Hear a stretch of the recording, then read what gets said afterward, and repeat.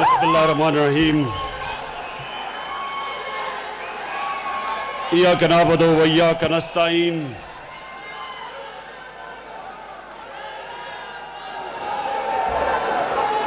शुक्रिया शुक्रिया, बहुत बहुत शुक्रिया।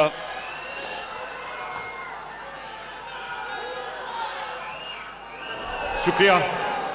खामोशी खामोशी खामोशी। बहुत बहुत शुक्रिया। बस नारे नहीं, अब नारे नहीं, खामोशी। अच्छा जी, बिस्मिल्लाहिर्रहमानिर्रहीम। मैं सबसे पहले तो सैफुल्लाह नियाज़ी, आपने ये जो ऑर्गेनाइज किया, आपका शुक्रिया अदा करता हूं, आपको खराज तहसीन पेश करता हूं। बस बस बस बस। उसके बाद फैसल जावेद सेनेटर, आपने ये जो फिल्म बनाई थी हमारी तहरीक इंसाफ की 23 साल की स्ट्रगल, मैं उसकी भी आज आपको खराज तहसीन पेश करता हूं। और जो धरने में फैसल जावेद की कंट्रीब्यूशन थी, 126 दिन मुसलसल ये वहां लोगों को मोटिवेट करता था और फिल्में बनाता था, इसकी भी खराज तहसीन पेश करता हूं। और ये भी पहली दफा हुआ है कि गवर्नर ने इतना जबरदस्त तराना बजाया। इमरान इस्माइल, आपको भी मुबारक। अच्छा जी, अब ये जरूरी है आपके लिए, ये 23 साल हो गए हैं तहरीक इंसाफ को। पहले तो ये जरूरी आप सबको समझना है कि ये स्ट्रगल है क्या, क्यों ये स्ट्रगल की है 23 साल। अगर आप ये समझ गए तो फिर आपको समझ आ जाएगी कि हम जा किधर रहे हैं। जो स्ट्रगल होती है, ये जो तहरीक इंसाफ के 23 साल हैं, ये आपके सामने आपको बताते हैं कि स्ट्रगल होती कैसे है। स्ट्रगल कभी एक सीधी लाइन में नहीं होती। स्ट्रगल के अंदर ऊंच नीच आती है, अच्छे वक्त आते हैं, बुरे वक्त आते हैं, लोग दिल छोड़ जाते हैं, लोग जो आपके साथ हैं वो पार्टी छोड़ जाते हैं, कई फिर वापस आ जाते हैं। लेकिन स्ट्रगल की प्लीज एक चीज याद रखना कि जो हम, मेरे लिए और हमारी पार्टी के लिए, खामोशी से रस सुने प्लीज, उधर ऊपर खामोशी। देखिए, मैं जब पॉलिटिक्स में आया था तो मैं वो पाकिस्तानी था जिसको कोई पॉलिटिक्स कोई चीज नहीं दे सकती थी। अल्लाह उसको पॉलिटिक्स में आने से पहले सब कुछ दे चुका था, किसी चीज की जरूरत नहीं थी। अल्लाह ने नाम, शोहरत, इज्जत सब कुछ दे दी थी। और कुछ भी ना मैं जिंदगी में करता, 23 साल जब मैंने स्ट्रगल शुरू की, तो सिर्फ क्रिकेट में इतना मुकाम अल्लाह ने दे दिया था कि सिर्फ क्रिकेट के ऊपर बातचीत करके तो कभी भी कोई किसी होती। मैं सिर्फ सियासत पे इसलिए आया कि मेरे अंदर जब तब्दीली आई, और तब्दीली ये थी कि मेरे में अल्लाह ने ईमान डाल दिया। अब ईमान जब एक इंसान में आता है ना, ईमान, कुरान की एक आयत है कि ईमान वाला इंसान ईमान वाले इंसान को पहचान लेगा। उसकी क्या पहचान होती है? ईमान एक इंसान को अपनी जात से बाहर निकाल देता है। उसका मकसद अपनी जात से बाहर निकल के एक बड़ा मकसद बन जाता है।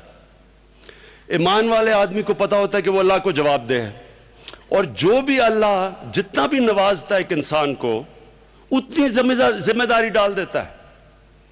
तो इमरान खान को उसने इतनी जब इज्जत दे दी थी तो वो अपने लिए भी जिंदगी गुजार सकता था, اور وہ پھر اگر اللہ کے لیے زندگی گزارنی تھی تو پھر اس کے اوپر یہ ذمہ داری تھی کہ باقی انسانوں کے لیے وہ کیا کرتا. اور جتنی زیادہ آپ کو عزت دیتا ہے، جتنا پیسہ دیتا ہے، جتنا علم دیتا ہے، اتنی اللہ آپ پہ ذمہ داری ڈال دیتا ہے، اور اسی پہ آخرت میں وہ آپ کا فیصلہ کرتا ہے، مالک یوم الدین آپ کا فیصلہ کرتا ہے. تو میں نے یہ سوچا کہ میرا ملک جو ایک وقت پہ بڑی تیزی سے، جب ہم اسکول میں تھے، بڑی تیزی سے اوپر جا رہا تھا، تو ہم نے اپنی آنکھوں کے سامنے اس کو نیچے آتے دیکھا. یہ آپ صرف 1960 کی دہائی کے اندر آپ دیکھ لیں کہ پاکستان کے جو حکمران تھے وہ ملک سے باہر جاتے تھے، کس طرح ان کو عزت ملتی تھی. اور اب دیکھ لیتے، اور 74 کے اندر بھی ذوالفقار علی بھٹو اسلامک کانفرنس کرتا، سارے دنیا کے اسلامک لیڈر یہاں پاکستان آتے ہیں، تب تک بھی عزت تھی. آہستہ آہستہ ہماری عزت دنیا میں جاتی رہی، اور اس کی سب سے بڑی وجہ یہ تھی کہ ہمارے ملک کے اندر جو لوگ حکومت کرنے آئے، وہ بجائے ملک کا سوچنے کے وہ اپنا سوچنا شروع کر دیا انہوں نے. اور جب بھی حکمران، یہ یاد رکھنا ایک چیز، ایک ملک انسانوں کی چوری برداشت کر سکتا ہے. انسانوں کی چوری صرف انسانوں کو تھوڑا مشکل پہنچاتی ہے، لیکن جب ایک حکمران ملک میں چوری کرتا ہے، وہ سارا نظام تباہ کر دیتا ہے اور ملک تباہ کر دیتا ہے. اور پھر ملکوں کو اٹھاتا بھی حکمران ہے جو اپنے سے باہر نکل کے اپنا ملک کا سوچنا شروع کرتا ہے اور چوری ختم کرتا ہے. مہاتر محمد نے ملیشیا کو اٹھا دیا. کہاں پاکستان تھا؟ کوئی سوچ بھی نہیں سکتا تھا ملیشیا پاکستان کا مقابلہ کرے گا. مہاتر محمد جب گیا تو ملیشیا کہاں سے کہاں پہنچ گیا. اور پھر ملیشیا میں بھی ایک ایسا حکمران آ گیا جس نے چوری شروع کر دی. آج ملیشیا کے اوپر بھی قرض چڑھ گئے ہیں، اور اسی ملیشیا نے واپس 93 سال کا مہاتر محمد کو واپس پرائم منسٹر بنایا، تاکہ وہ ایک ایماندار آدمی تھا. اسی طرح ابھی چائنا میں ملا لی کوان یو کا بیٹا، اس نے سنگاپور کو اٹھا کے کہاں سے کہاں لے گیا. ایماندار وزیر اعظم آیا، اس نے اپنا نہیں سوچا، ملک کا سوچا. تو اس لیے ابھی نہیں، سنیں ابھی کوئی نعرہ نہ لگانا، پہلے میری بات سنیں، کیونکہ آپ سے روز جب سے پرائم منسٹر بنا روز تو تقریر نہیں کر سکتا آپ کے سامنے، اس لیے ذرا سننی ہے آپ نے آج میری بات. میں آپ کو تب بتاؤں گا جب نعرے کا وقت آئے گا، ابھی میری آپ نے بات سننی ہے. اچھا اب سنیں ذرا.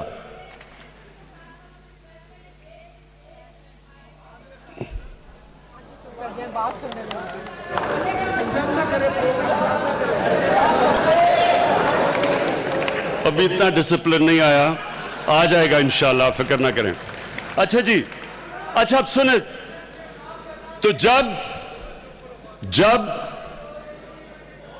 تو جب میں سیاست میں آیا تو میرا کیا مقصد تھا، کیا نظریہ تھا؟ نظریہ وہی تھا جو ابھی سیف اللہ نیازی نے بات کی. دیکھیں، میں یہ سارے تحریک انصاف کے نوجوانوں کو صرف ایک چیز چاہتا ہوں کہ آپ ہمارے نبی صلی اللہ علیہ وسلم کی زندگی کو سٹڈی کریں. یہ بڑا ضروری ہے آپ کے لیے. میں انشاءاللہ سنڈے کو سٹون لینگ کروں گا سہاوا میں ایک یونیورسٹی کا، جس کا صرف 2 مقصد ہوں گے جیلم. ایک وہ سائنس اور ٹیکنالوجی پڑھائے گی یونیورسٹی، اور یہ پرائیویٹ یونیورسٹی ہے، گورنمنٹ کا پیسہ نہیں خرچ ہو رہا اس پہ. اور دوسرا وہ نبی صلی اللہ علیہ وسلم کی زندگی کے اوپر ریسرچ کروا کے ہمارے لوگوں کو بتائے گی کہ ان کی زندگی تھی کیا.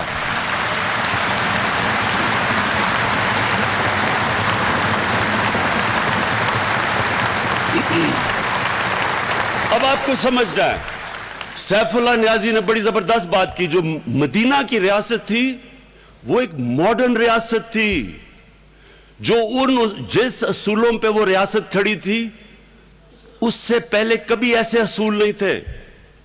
آج جو ماڈرن کئی ریاستیں اسکینڈینیویا کی جو میں سمجھتا ہوں زبردست جمہوریت کی مثال ہے, وہ مدینہ کے ریاست کے اصولوں پہ کھڑی ہوئی ہے. تب نبی صلی اللہ علیہ وسلم نے ایک ماڈل بنایا. یہ آپ نے سمجھنا ہے کہ وہ ایک ماڈل تھا. قرآن شریف میں اللہ نے ہمیں حکم دیا ہے کہ نبی کی زندگی سے سیکھو. ہمیں حکم دیا ہوا ہے. کیوں دیا اللہ نے؟ ساری چیزیں قرآن شریف میں انسان کی بہتری کے لیے ہیں.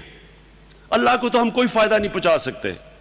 جب ہم اس کی کتاب پہ عمل کرتے ہیں ہمارا اپنا فائدہ ہوتا ہے. جب ہم اس پہ عمل نہیں کرتے اپنا نقصان کرتے ہم. تو اللہ نے ہمیں حکم کیا کہ نبی صلی اللہ علیہ وسلم کی زندگی سے سیکھو. ان کی زندگی عملی طور پہ قرآن شریف تھا. قرآن شریف کا عمل ان کی زندگی تھی. انہوں نے مدینہ کی ریاست سیٹ اپ کی. اور یہ یاد رکھیں کہ وہ جو مدینہ کی ریاست تھی وہ بنیاد بنی اگلے 1000 سال تک مسلمان دنیا کا سب سے عظیم سویلائزیشن بنے رہے. فتح تو اور بھی بڑے بڑے جنرلز آئے جنہوں نے کیے. کئی لوگ سمجھتے جی مسلمانوں نے سارا آدھی دنیا فتح کر لی تھی اس لیے وہ بڑے عظیم سویلائزیشن تھے. اس لیے نہیں تھے. جو چنگیز خان کے منگولینز نے جو فتح کی تھی وہ شاید ہی دنیا میں کسی نے کی ہو. لیکن 100 سال بھی نہیں لگے منگولینز کا وجود ہی ختم ہو گیا. آج بھی منگولین قوم کا کوئی حیثیت ہی نہیں رہی. لیکن مسلمانوں کے لیے انہوں نے جو سویلائزیشن بنایا تھا وہ دنیا کا سب سے عظیم سویلائزیشن تھا. اور جو وہ اس کی بنیاد رکھی تھی وہ مدینہ کی ریاست تھی. تو اب میں جو آپ کو اپنی جو ویژن ہے وہ پہلے دن سے کہ ہماری ویژن کیا ہے. ہماری ویژن تھی نظریہ پاکستان. نظریہ پاکستان کیا تھا؟ اسلامی فلاحی ریاست. یہ کس نے نظریہ پاکستان کا کس کا عظیم خواب تھا؟ علامہ اقبال کا. علامہ اقبال نے اسلامی فلاحی ریاست کدھر سے لی تھی؟ مدینہ کی ریاست سے. تو جو اب ہماری پارٹی نے باقاعدہ اس کو سٹڈی کرنا دینی طور پہ نہیں, ایک ریاست کے کیسے ہم نے پاکستان کو کامیاب کرنا ہے. علامہ اقبال نے بار بار کہا, ان کی آپ پڑھے ان کی کتابیں, انہوں نے کہا جب مسلمان اوپر آئے تو وہ مدینہ کے ریاست کے اصولوں پہ جب اپنائے تو مسلمان اوپر آ گئے, اور جب وہ نیچے گئے وہ اصولوں سے دور چلے گئے. اور وہی آج پاکستان کا مسئلہ ہے. ہم واحد ملک تھے جو اسلام کے نام پہ بنا تھا, اور ہمارا سب سے بڑا آبجیکٹو یہ تھا کہ ہم نے ایک مثال بنی تھی ایک اسلامی فلاحی ریاست پہ. ہم نے دنیا کے لیے مثال بننی تھی, اور کیونکہ ہم اس سے دور چلے گئے آج ہمارے سارے مسئلے اس وجہ سے. تو ہم نے جب واپس یہ جب ریاست اوپر جائے گی اور انشاءاللہ یہ بڑا اوپر جائے گی, یہ انہی اصولوں کے اوپر ہم نے اب اس ریاست کو لے کے آنا ہے. تو میں آج جو آپ کے سامنے چیزیں رکھنے لگا ہوں وہ یہ کہ پہلے تو جب بڑے بڑے برے وقت آئے, پہلی الیکشن ہوئی 1 سیٹ بھی نہیں ملی, دوسری الیکشن ہوئی 1 سیٹ ملی, پارٹی تتر بتر, 5-6 لوگ صرف پارٹی کے اندر کام کرنے کے لیے رہ گئے تھے, باقی لوگ چھوڑ گئے پارٹی. ان میں سے 1-2 یہ سامنے بیٹھے ہوئے اظہر ہیں, سیف اللہ ہے, تھوڑے 3-4 لوگ تھے جو کہ باقی تو سارے سمجھے پارٹی ختم ہو گئی ہے. پھر ہاں میں دیکھ رہا ہوں اور بھی لوگ تھے, لیکن ہاں میں نے دیکھ لیا. اچھا ہاں طارق, وہ بھی مجھے میاں طارق بھی نظر آ گیا. اچھا سن لیں میں جانتا ہوں اور بھی تھے, لیکن لوگ مایوس ہو گئے. لوگوں نے کہا کہ اب اور جس طرح شاہ محمود قریشی نے کہا کہ تجزیہ نگاروں نے تحریک انصاف کی قبر کھود کے اور اس کو دفن کر دیا. پھر 2008 میں الیکشن میں اصول پہ بائیکاٹ کیا. جب ہم نے بائیکاٹ کیا الیکشن, پھر وہی ہوا, پھر لوگوں نے کہا جی کہ تحریک انصاف ختم ہو گئی. آپ کو یہ آج آپ نے یہ بڑا غور سے سنیے. اوہو اس کو مجھے نظر آ رہے ہو. اب بیٹھ جاؤ اب. شاباش. دیکھیں اب جو برے وقت آئے لوگ میرے سے پوچھتے ہیں کہ جو آپ کی یہ 13 سال بلکہ 15 سال تک تو لوگ مذاق اڑاتے تھے. مجھے یاد ہے یہاں یہ گردیزی بیٹھا ہوا ہے پیچھے ملتان میں, اس کے گھر میں ٹھہرا کرتا تھا, تو لوگ مذاق اڑاتے تھے ہمارا, بخاری صاحب بھی, تو لوگ مذاق اڑاتے تھے کہ جی یہ ٹانگا پارٹی ہے.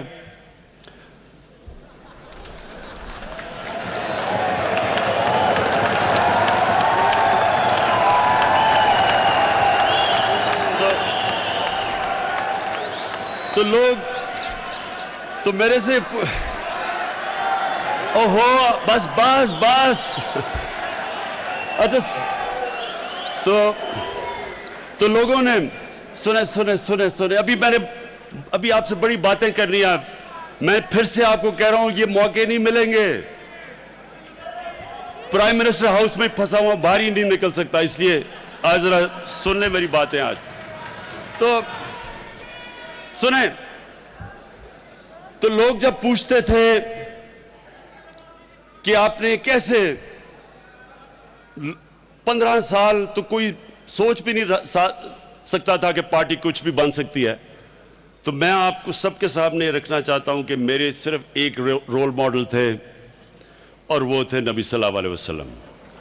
13 سال میں ہمیشہ یہ سوچتا تھا, کیونکہ قرآن نے ہمیں کہا ان کی زندگی سے سیکھو, تو 13 سال جو اللہ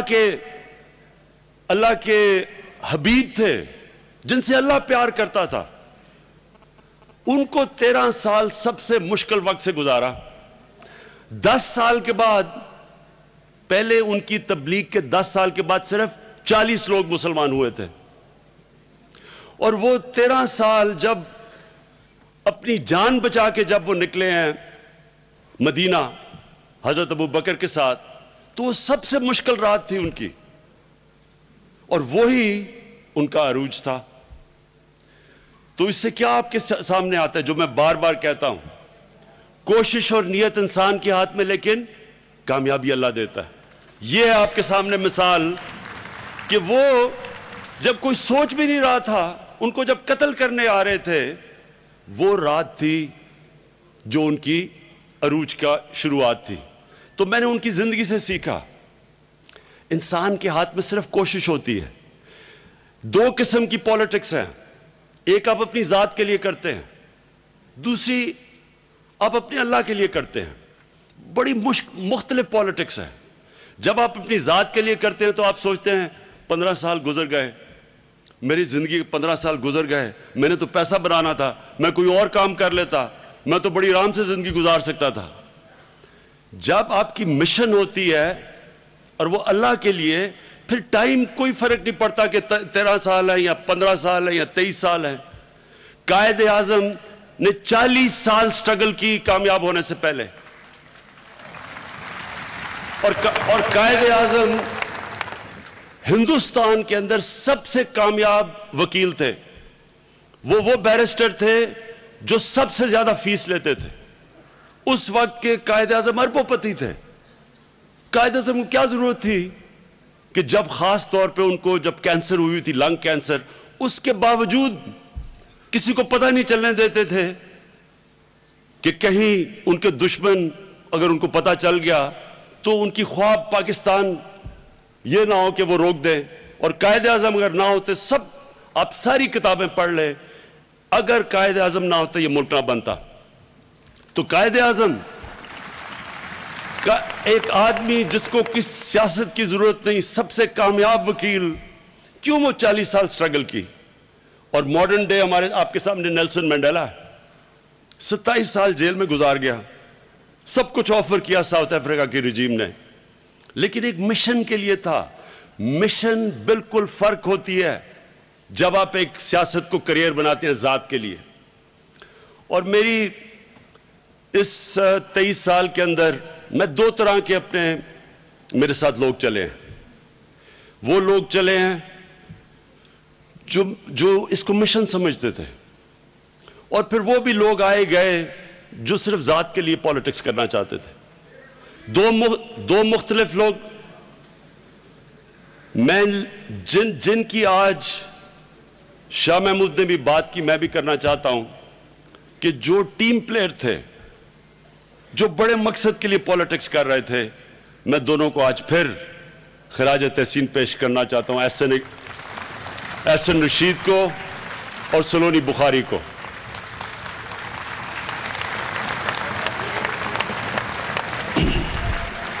اچھا, اب میں میری جو آج سے بات ہے, پہلے تو میں نے آپ کو صرف بیک گراؤنڈ دی کہ ہماری یہ سٹرگل یہ جو 23 سال کی ہے, پھر جو موجودہ حالات ہیں, اور پھر ہم کرنے کیا جا رہے ہیں, تاکہ پھر ہم کرنے کیا جا رہے ہیں تاکہ آپ سب کو پتا ہو کہ جدھر آج ہم کھڑے ہیں کیا قدم ہم اٹھا رہے ہیں آگے نکلنے کے لیے. تاکہ اس لیے میں پہلے آپ کو یہ اپنی بیک گراؤنڈ صرف یہ پورا کر دوں کہ یہ جو جب سٹرگل کر کے جو پارٹی آتی ہے, جس طرح ہم آئے ہیں, ان کو اللہ سب سے امپورٹنٹ ٹریننگ ان کی کروا دیتا ہے. ان کو جدوجہد کرنی آ جاتی ہے. وہ اچھے برے وقت سے گھبراتے نہیں ہیں. جب نبی صلی اللہ علیہ وسلم کو اللہ نے 13 سال مشکل وقت سے گزارا, تو کیوں گزارا؟ وہ اللہ کے حبیب تھے, پہلے دوسرے سال کے بعد مدینہ کی ریاست دے دیتے. میں نے اس سے یہ سبق سیکھا کہ وہ اللہ نے ان کو 13 سال اس لیے سٹرگل کروائی کہ وہ سٹرگل نے ان کو تیاری کروائی جو اگلے 10 سال میں انہوں دنیا کا نقشہ بدل کے رکھ دیا. تو سٹرگل آپ کو تیاری کرواتا ہے, آپ کو مضبوط کرتا ہے. سٹرگل ایک قسم کی آپ کی ٹریننگ ہوتی ہے, جسم کی جس طرح ٹریننگ آپ کرتے ہیں. جتنی آپ کو ریزسٹنس ملتی ہے اتنی آپ میں طاقت آ جاتی ہے. آپ پھر گھبراتے نہیں ہیں, آپ سمجھتے ہیں کہ زندگی میں اچھے برے وقت آئیں گے. جب شروع میں مدینہ کی ریاست بنی تو پہلے 3-4 سال تو کوئی سمجھتا ہی نہیں تھا کہ وہ بچیں گے. جنگ بدر میں تو صرف 313 مسلمان لڑنے والے تھے. اس کے بعد جنگ احد کے اندر تو شکست ہونے والی تھی, بلکہ ہو گئی تھی. اللہ نے بچایا نبی کو. تو وہ ایک دم ہی تو نہیں ان کا آ گیا, لیکن 10 سال کے بعد سارا عرب ان کے نیچے آ گیا. وہی نبی تھے, انہوں نے آہستہ آہستہ کدھر سے کدھر لے گئے اپنی قوم کو. تو پہلے 2 دن تو نہیں ہوئے تھے, یا پہلے 2 سال یا 3 سال تو نہیں ہوا تھا, کیونکہ وہ سٹرگل مسلسل چلتی ہے. آپ کی پارٹی کی آج سب سے بڑی طاقت یہ ہے کہ آپ کی واحد پارٹی ہے جو ایک مکمل سٹرگل کر کے یہاں پہنچی ہے. کوئی شارٹ کٹ لے کے نہیں آئی. کسی جنرل جلانی نے اٹھا کے اوپر نہیں بٹھا دیا, یا کوئی ایک خط لکھا کے جی مجھے وراثت میں مل گئی. پولیٹیکل پارٹی نہیں ملی, ایک محنت کر کے ہم یہاں پہنچے ہیں. اور کیونکہ ہم محنت کر کے پہنچے ہیں, ہم ہی یہ اب سب اعتماد اپنے اندر کر لیں کہ یہی پارٹی ہے جو انشاءاللہ پاکستان کو اس بحران سے نکالے گی. اب میں بس عرفان, مجھے پتہ ہے دیکھ لیا تمہیں میں نے. عرفان, اب نعرے لگانے کی ضرورت نہیں ہے, دیکھ لیا میں نے تمہیں. اچھا جی, اب میں آپ سب کے سامنے مختصراً فگرز دینا چاہتا ہوں کہ آپ کو پتہ چلے کہ ہمیں کس طرح کا پاکستان ملا ہے. یہ ضروری آپ کے لیے سمجھنا. کارکنوں کو, ایم پیز بیٹھے ہیں, منسٹر بیٹھے ہیں, ہمارے ایم این ایز بیٹھے ہوئے ہیں, ہمارے ڈائی ہارٹ بیٹھے, آپ سب کو پتا ہونا چاہیے کہ ہمیں کس طرح کا پاکستان ملا تھا. اور یہ میں 5 سال یاد کرواؤں گا جدھر بھی جاؤں گا کہ ہمیں کس قسم کا پاکستان ملا تھا. وہ میں کیوں یاد کرواؤں گا؟ یاد کیونکہ ہمیں جب حکومت ملی تو پاکستان کا قرضہ 30,000 ارب تھا. 30,000 ارب پاکستان کا قرضہ تھا. 10 سال پہلے 6,000. 60 سالوں کا پاکستان کا قرضہ 6,000 ارب تھا. 10 سالوں میں ان دونوں جماعتوں نے 6,000 سے 30,000 پہ لے کے گئے. اب میں کیوں یاد کراؤں گا 30,000 کا؟ کیونکہ اور انشاءاللہ اگر ہم جب ہماری ٹرم ختم ہوتی ہے تو ہم 30,000 سے اگر 20,000 ارب پاکستان کا قرضہ کر دیتے ہیں تو اس سے کامیاب حکومت آئی نہیں ہوگی پاکستان کی تاریخ سے. ایک منٹ سنو ذرا. لیکن اگر کسی کو پتہ ہی نہیں ہے کہ 30,000 سے ہم شروع ہوئے تھے 20,000 پہ, تو وہ تو گالیاں نکالیں گے کہ 20,000 کا قرضہ چھوڑ کے چلے گئے ہو. تو موازنہ ہے نا, کسی کو پتہ تو چلے کہ حکومت کیسے. اس لیے میں بار بار لوگوں کو یاد کراؤں گا, کیونکہ جیسے جیسے ہم چیزیں بہتر کرتے جائیں گے قوم کو پتہ ہوگا کہ کم از کم تبدیلی تو آ رہی ہے. نہیں تو وہی لوگ, اور مجھے سمجھ نہیں آتی کہ یہ میں ان کو ٹی وی پہ شام کو آ کے ایسی شکلیں بنا کے کہتے ہیں جی تم نے یہ کر دیا, تحریک انصاف نے یہ کر دیا, وہ کر دیا. اگر یہ ایسے ہے کہ آپ کسی کے ایک گھر والا کوئی جوئے پہ سارے گھر کو مقروض کر کے چلا جاتا ہے اور پھر گھر والوں کو کہتا ہے کہ تم نے کیا تباہ کر دیا گھر آ کے. یعنی یہ کوئی 30,000 ارب روپے کا قرضہ چھوڑ کے اور ہر روز ٹی وی پہ بیٹھے ہو کے تبصرے کر رہے ہوتے ہیں ہمارے اوپر. اب ذرا میں آپ کو صرف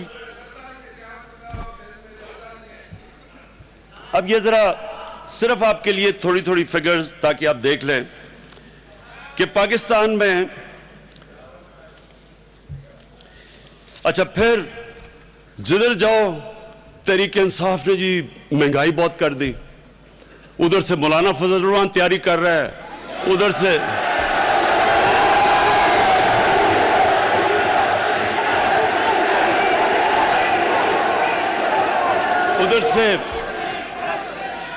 سے نون لیگ کے کوئی ہر روز وہ بیٹھتے ہیں وہ شور مچا دیتے ہیں کہ جی اتنی مہنگائی کر دی.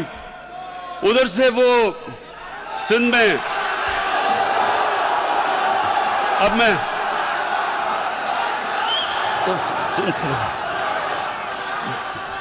بلاول بھٹو صاحب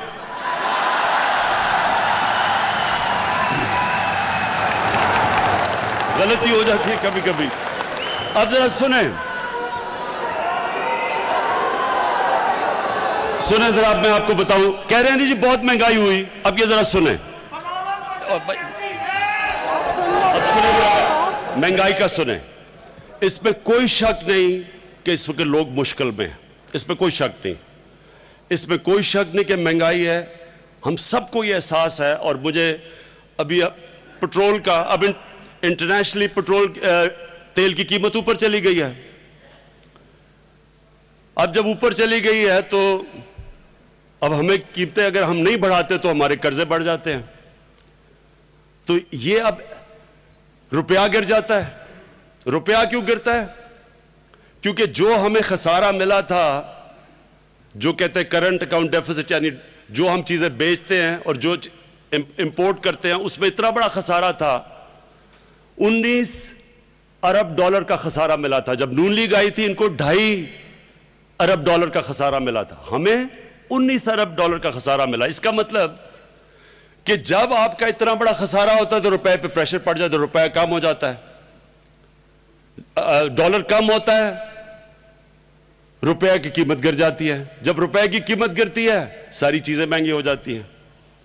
تو میں صرف آپ کو یہ بتانا چاہتا ہوں کہ یہ کہتے ہیں اس کے باوجود کہ ان کی وجہ سے روپیہ گرا ہے, اس کے باوجود 8 مہینے میں, پہلے 8 مہینے میں پیپلز پارٹی کے دور میں جو مہنگائی تھی وہ 21.7% تھی. نون لیگ کے پہلے 8 مہینے میں جو مہنگائی تھی وہ 8% تھی. تحریک انصاف کے 8 مہینے میں جو مہنگائی ہوئی ہے وہ 6.8% ہے.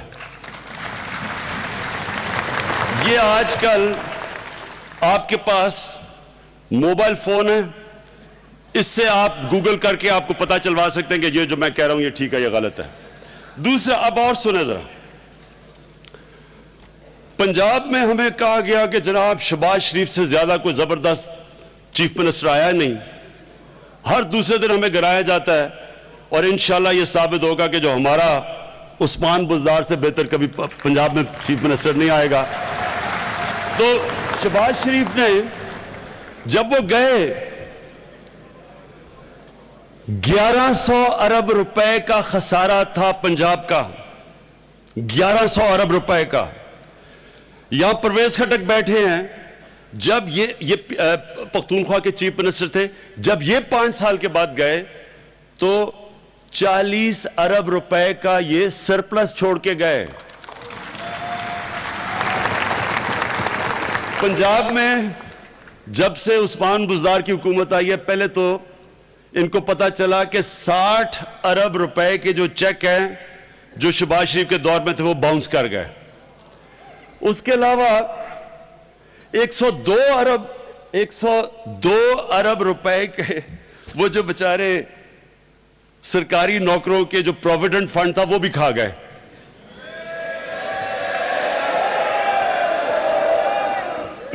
अच्छा, आगे आप जरा सुन लें कि हमें तो ऐसे टीवी पे कहते हैं कि जी दूध की नहरें ही छोड़ के गए थे हमारे लिए। पब्लिक से बस जितने पब्लिक सेक्टर के ऑर्गेनाइजेशंस थी, 2013 में जब नून लीग आई थी तो इनका खसारा था 538 अरब रुपए। ये चीजें नोट कर लें ताकि आपको पता चले कि किस तरह का हमें पाकिस्तान मिला था। 2018 में जब हमें पाकिस्तान मिला तो 538 अरब से खसारा पहुंच गया था 1300 अरब रुपए पे। गैस का कितना खसारा था जब हम आए? 150 अरब रुपया। बिजली का कितना सर्कुलर डेट था? जब नून लीग 2013 में आई तो 400 अरब इन्होंने सर्कुलर डेट का वापस किया। उसके बावजूद 1200 अरब रुपए की सर्कुलर बिजली की कर्जा हमारे गर्दिशी कर्जे हमारे ऊपर चढ़े हुए थे। मैं ये आपको इसलिए बता रहा हूं कि ये पीआईए, रेलवे, जो इदारा देखो उनके ऊपर तारीखी खसारा था। इसलिए आप सबको यह समझना चाहिए कि जो हम अब करने जा रहे हैं, जब तक आहिस्ता आहिस्ता हमारी जो इस्लाहत चलेंगी तब तक थोड़ा एक मुश्किल वक्त है, लेकिन मैं आज आपको यकीन दिला रहा हूं, मैं आपको पूरा अपना प्रोग्राम रखूंगा 10 पॉइंट्स का।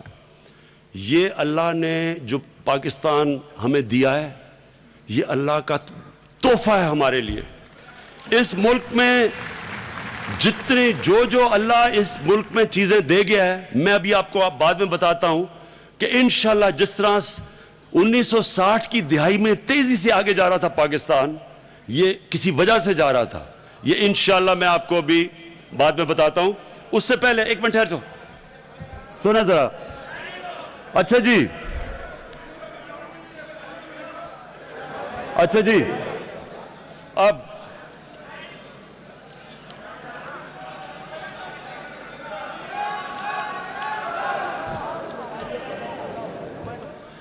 अब मैं सिर्फ अपने पॉइंट्स रखने के से पहले ये मैं ख़त्म करूंगा अपनी तकरीर, जितने भी जो हम आप करने जा रहे हैं, उससे पहले सिर्फ मैं आपको एक और चीज़ बताना चाहता हूं।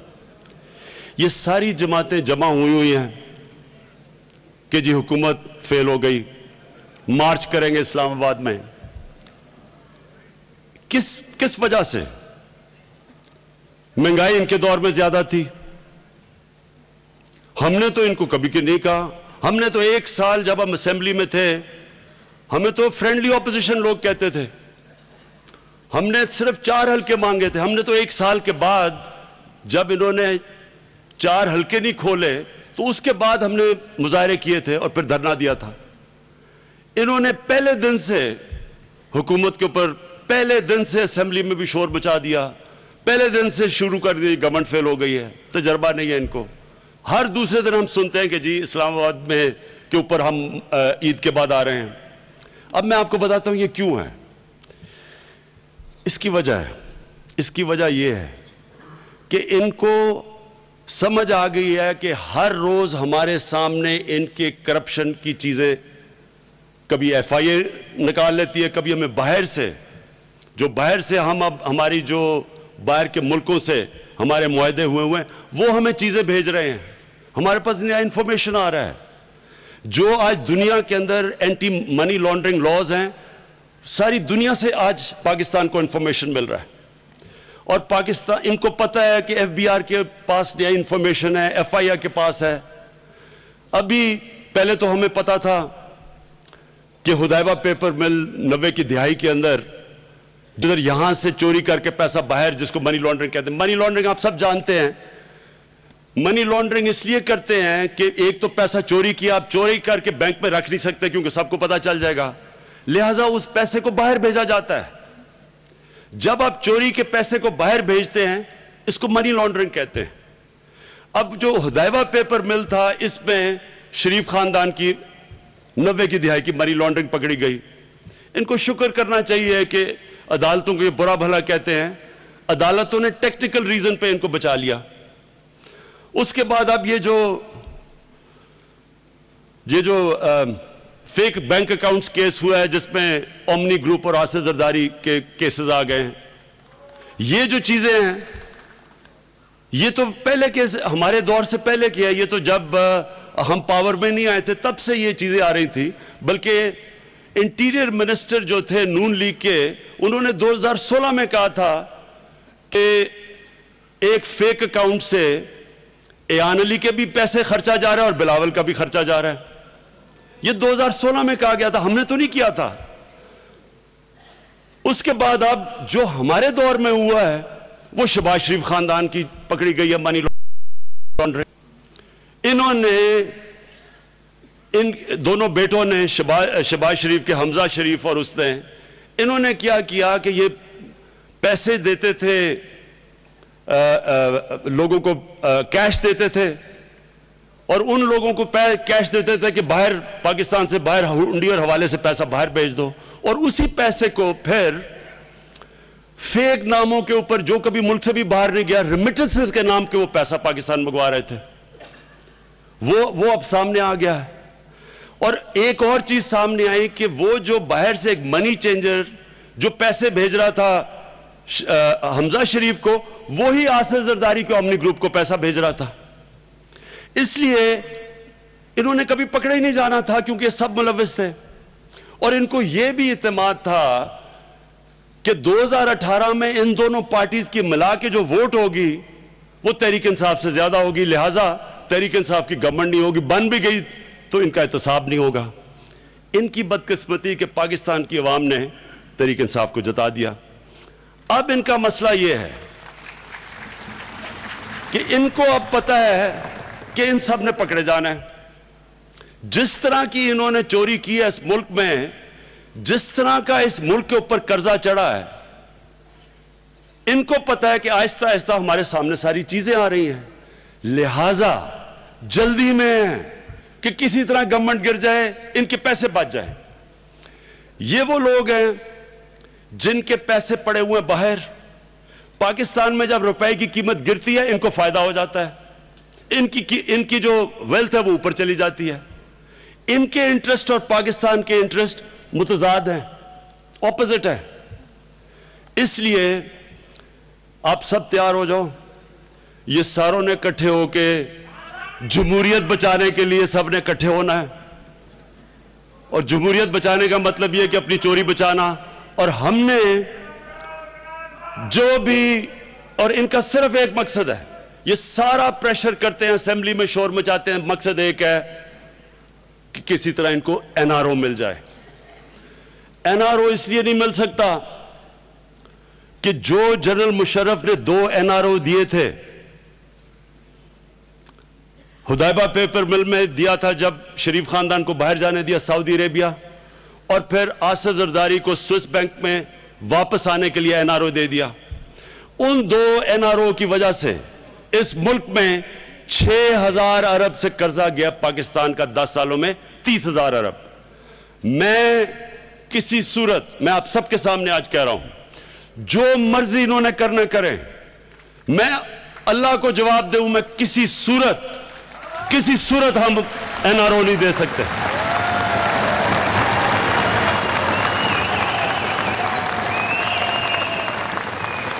اور میں ایک اور بھی چیز کہنا چاہتا ہوں کہ عدالت میں کیس ہے، نواز شریف کہہ رہے ہیں کہ جی علاج کروانے کے لیے ان کو باہر جانے دیا جائے.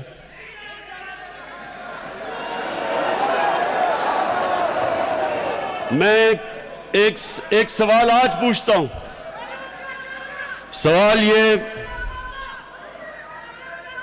کہ اگر ایک جیلوں کے اندر ایک کوئی عام آدمی ہوتا جس کو ایسی بیماری ہو جس کا پاکستان میں علاج نہ ہو، اور اگر وہ کہے تو پھر بھی انسان سوچ سکتا ہے. لیکن جو اس ملک میں کم از کم 24 سال پاور میں رہے ہوں، پہلے 12 سال میں ایک فیکٹری سے 30 فیکٹریاں بنا لی ہوں، پھر 2008 میں شہباز شریف کے خاندان نے آتے ساتھ ہی 11 کمپنیز بنا لی ہوں، وہ ایک ہاسپٹل نہیں بنا سکے جدھر ان کا یہاں علاج ہو سکے. وہ جو لوگ جیلوں میں ہیں پاکستان کے، کتنے لوگ جیلوں میں بیچارے مر جاتے ہیں، ان کا علاج نہیں ہوتا، تو کیا ان کا حق نہیں ہے باہر جانے کا؟ اور وہ واقعی کہہ سکتے ہیں اگر ملک میں ہسپتال نہیں، وہ تو اقتدار میں نہیں رہے، لیکن جو لوگ 22-23 سال اقتدار میں رہے ہوں اور ایک ہسپتال نہ بنا سکے ہوں، وہ اسحاق ڈار بھی باہر علاج کروانے کے بہانے ہیں، اس کے بیٹے بھی باہر، وہ شہباز شریف کا علاج باہر، وہ حمزہ شریف کی فیملی باہر، دماد وہ علی عمران وہ باہر علاج کروانے کے لیے. کسی کا کوئی ایسا ہسپتال نہیں پاکستان میں جو ان کا علاج ہو سکتا. اس لیے قانون، ایک نبی صلی اللہ علیہ وسلم کی حدیث کہ بڑی قومیں تباہ ہوئیں، انہوں نے کہا کہ بڑی قومیں تباہ ہوئیں جدھر ایک قانون طاقتور کے لیے اور دوسرا کمزور کے لیے. یہ ہے اصل مسئلہ ہمارا. ایک قانون ہے طاقتور کے لیے، وہ چوری بھی زیادہ کرے لیکن اس کو فیسلٹیز، دوسری طرف بیچارے غریب لوگ جیلوں میں. یہ ہے ہماری جنگ. جو نیا پاکستان بنے گا اور جو بننے جا رہا ہے، انشاءاللہ آپ دیکھیں گے کہ ہم نے ایک قانون لے کے آنا ہے طاقتور اور کمزور کے لیے. اچھا، اب آپ کے لیے جو میرے 9 پوائنٹس ہیں، سب سے پہلے کیونکہ آج بس بن گیا ہوں وزیر اعظم. اچھا سنو،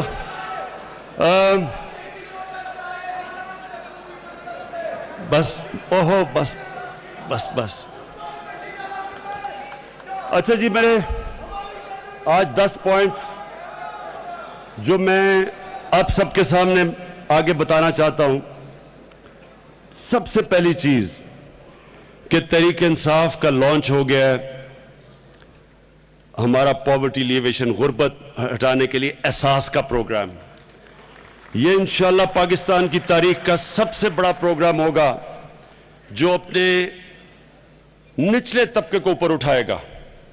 ہم نے چائنیز سے ہم نے پوری اس پہ مدد مانگی، کیونکہ چائنا وہ ملک ہے جس نے وہ کیا، کبھی دنیا میں کسی ملک نے وہ نہیں کیا کہ 70 کروڑ لوگوں کو 30 سال میں غربت سے نکالا ہے. تو ان سے ہم نے کنسلٹ بھی کر رہے ہیں، وہ ہماری مدد بھی اس پہ کر رہے ہیں. لیکن انشاءاللہ اس ملک کی تاریخ کا سب سے بڑا احساس پروگرام جو کہ غربت گھٹانے کا، وہ ہم شروع کر رہے ہیں. اس کے اندر سارا نچلے طبقے کو، مزدوروں کو، چھوٹے کسانوں کو، یعنی جو فٹ پاتھ پہ سونے والے لوگ. میں ویسے آپ کو عرض کروں کہ مدینہ کی ریاست کی سب سے بڑی طاقت کیا تھی کہ وہ پہلی ریاست تھی جس نے سارے کمزور طبقے کو ریاست میں ذمہ داری لی. پیسے نہیں تھے، امیر نہیں تھے، لیکن احساس تھا. تو انہوں نے اپنے اس سارے طبقے کو اٹھایا جس کو معاشرہ پہلے پوچھتا نہیں تھا. یہ پہلی دفعہ ہوا تھا. اس سے کیا ہوا کہ سارے انسانوں نے اس ریاست کو اون کیا. انہوں نے کہا یہ ہمارا ملک ہے، یہ ہماری ریاست ہے. مجھے یہ بتائیں کہ وہ جو فٹ پاتھ کے اوپر سوتا تھا، اس کے اوپر وہ سارا ڈیزل کا دھواں بھی آ رہا ہے, اس کے اوپر مٹی بھی آ رہی ہے. وہ جو سنیں اس کے لیے کیا پاکستان کا معنی رکھتا ہے؟ پاکستان اس کو کیوں وہ پاکستان کے لیے لڑے جو اس کے لیے کچھ یہ بھی نہ کر سکے کہ سر پہ چھت اور اسے کھانا دے سکے؟ فٹ پاتھ پہ جو آدمی سوتا ہے اس کے لیے کیا رہ گیا پاکستان؟ کیوں وہ پاکستان کے لیے جب وقت آئے پاکستان کے لیے کھڑا ہو؟ نہیں ہوگا. ریاست کے لیے تب قوم کھڑی ہوتی ہے جب ریاست قوم کے ساتھ کھڑی ہوتی ہے, جب ریاست قوم کی بنیادی ضروریات پوری کرتی ہے, جب ریاست بلوچستان میں بھی کوئی رہ رہا ہو, کوئی اندرون سندھ میں ہو, کوئی فاٹا کے اندر جو برے حالات میں رہ رہا ہو, جب ہر انسان سمجھے گا نا کہ یہ میرا ملک ہے, یہ میری بنیادی ضروریات پوری کرے گا, تب وہ ملک کے ساتھ کھڑا ہوتا ہے. اور انشاءاللہ جو ہمارا پروگرام ہے احساس کا, یہ سارے نچلے طبقے کو انشاءاللہ اٹھائے گا. اس کے بعد ہمارا جو دوسرا پروگرام شروع ہو رہا ہے وہ ہے ہاؤسنگ کا. 50 لاکھ گھر انشاءاللہ ہم اب نے شروع کر دیا ہے. پرسوں میں اکاڑا میں جا رہا ہوں, کوئٹہ میں شروع کیا, اسلام آباد میں. سارے پاکستان میں اب ہم اس طبقے کے لیے گھر بنا رہے ہیں جس کے پاس پیسہ نہیں ہے, جس کے پاس کیش نہیں ہے, عام لوگوں کے لیے جو کبھی سوچ بھی نہیں سکتے تھے کہ سر پہ. تو ایک ہمارا وہ پروگرام شروع ہو رہا ہے. اس کے بعد ہمارا ٹورزم کا انشاءاللہ آپ دیکھیں گے کہ پاکستان ایک ٹورزم کا ہب بن جائے گا. یہاں جو اللہ نے ہمیں دیا ہے ریلیجس ٹورزم, ہمارے لیے پہاڑوں کے ٹورزم, دنیا میں ایسی جگہ نہیں ہے. لیکن میں یہ صرف آپ کو کہنا چاہتا ہوں کہ ہم ٹورزم پہلے بیرون ملک پاکستانیوں کو یہاں لے کے آئیں گے. ابھی بھی جو بیرون ملک پاکستانی ہیں وہ سب سے زیادہ پاکستان, اب آپ جائیں تو ہمارے ہوٹلوں میں ٹھہرے ہوتے ہیں ناردرن ایریاز میں. تو ہم نے بجائے فورنرز کو پہلے اپنے لوگوں کو پاکستان کے اندر ٹورزم کے لے کے آنا ہے, اور انشاءاللہ اسی سے ہم اتنا پیسہ بنا لیں گے کہ ہمارا یہ جو خسارہ ہے کرنٹ اکاؤنٹ ڈیفیسٹ وہ نہیں ہوگا. اس کے بعد ہمارا جو لوکل گورنمنٹ سسٹم ہے جس کا میں مبارک دیتا ہوں پنجاب کو اور پختونخوا کو جو انہوں نے بل پاس کیا ہے, یہ زبردست سسٹم ہے. یہ سسٹم پہلی سارے تحریک انصاف کے کارکنوں نے آپ کو موقع ملے ولیج کاؤنسلز کے الیکشن لڑنا, یہ زبردست چانس ہے آپ کے لیے. سارے نوجوان اس کے اندر جس طرح پختونخوا کے اندر لڑے تھے, یہ ایسا سسٹم ہے کہ ہمارے شہروں کو ٹھیک کرنے کے لیے پہلی دفعہ ایک سسٹم لے کے آئے ہیں. میں صرف آپ کو ایک مثال دے دوں کہ ابھی میں تہران گیا تو تہران کا بجٹ, سالانہ بجٹ 70 ارب روپیہ ہے, وہ تہران کے اوپر خرچ ہوتا ہے. اور سارا 70 ارب روپیہ تہران کی جو میٹروپولیٹن جو ان کی بلدیات ہے وہ خود اکٹھا کرتی ہے. کراچی کے اندر وہ $500 ملین ہے, کراچی کے اندر $17 ملین اکٹھا ہوتا ہے, وہ تہران سے بڑا شہر ہے. لاہور میں $23 ملین اکٹھا ہوتا ہے, وہ بھی تہران سے بڑا ہے, کیونکہ بلدیاتی نظام نہیں کام کر رہا. یہ جو اب ہم بلدیاتی نظام لے کے آ رہے ہیں انشاءاللہ یہ شہر خود اپنا پیسہ اکٹھا کریں گے. وہ پیسہ شہروں پہ اوپر خرچ ہوگا, شہروں کے پانی پہ, سیوریج سسٹم, جو بھی صفائی, یہ سارا تب ہوگا جب شہر میں کیپیسٹی ہو پیسہ اکٹھا کرنے کے لیے. وہ تب ہوگا جو ابھی تک کبھی بھی ایک صحیح معنی میں بلدیاتی نظام نہیں آیا. یہ جو پختونخوا کے اندر پنجاب میں الیکشن یہ جو قانون پاس ہوا ہے انشاءاللہ زبردست ہمارا لوکل گورنمنٹ سسٹم آ رہا ہے. اس کے بعد ہمارا جو زرعی اصلاحات ہیں, ایگریکلچر, اس کے لیے ہم نے پورا پروگرام بنایا ہے. یہ جو میں ابھی چائنا سے ہو کے آیا ہوں, مجھے بڑی خوشی ہوئی کہ چائنا نے سی پیک کے اندر اب پوری طرح شامل کر لیا ہے ہماری ایگریکلچر, یعنی ہمارا جو زرعی جو ٹیکنالوجی کی جو ہمیں ضرورت ہے. صرف آپ کو ایک چیز بتا دوں کہ ہم زمین سے مثلاً اگر 10 من نکالتے ہیں 1 ایکڑ سے, چائنیز ٹیکنالوجی ادھر سے 30 من نکالتی ہے. تو آپ یہ سوچ لیں کہ اگر ہم ان کی ٹیکنالوجی یہاں لے آئیں تو 1 سال کے اندر ہی ہماری پیداوار کہاں سے کہاں پہنچ جائے گی, سارے دیہات میں خوشحالی آ جائے گی. تو یہ انشاءاللہ ہماری بہت بڑی کامیابی ہوئی ہے. چائنا نے پوری طرح ہماری مدد کری ہے ہمارے ایگریکلچر سیکٹر کے اندر.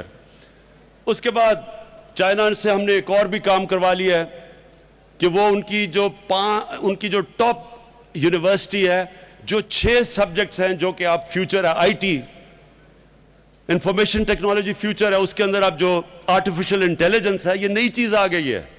تو اس سے ہم نے چائنا سے پوری مدد مانگی ہے. وہ اب ہماری انشاءاللہ یہ جو یونیورسٹی ہم بنا رہے ہیں پرائم منسٹر ہاؤس میں، اس کے اندر وہ پوری طرح ہماری مدد، پاک چائنا یونیورسٹی بنے گی، ٹیکنالوجی پوری ہمارے اس میں ٹرانسفر کریں گے.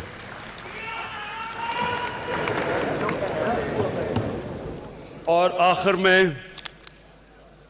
میں ہیلتھ کارڈز، آخر میں اب سب نے، آپ نے پاکستان میں سب نے دعا کرنی ہے.